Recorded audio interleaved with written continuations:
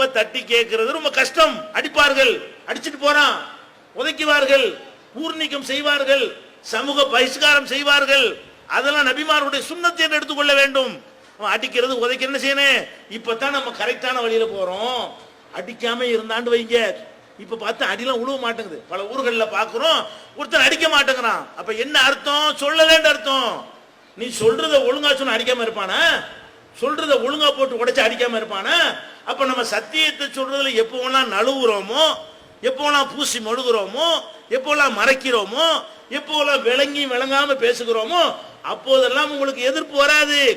எதிர்ப்பு வராமல் இருக்குமே ஆனால் நீங்கள் சரியா சொல்லலன்னு அர்த்தம். நபிமார்களை அடிச்சு உதைச்சிருக்கான், உங்களை ஒண்ணும் செய்ய மாட்டான் என்ன அர்த்தம்? சொல்லலன்னு அர்த்தம். அப்ப சத்தியத்தை சொல்ற விஷயத்துல எந்த வகையிலையும் அனுசரித்து போவதற்கு, சமரசம் செய்து போவதற்கு, வளைந்து கொடுப்பதற்கு மார்க்கத்தில் அனுமதி கிடையாது.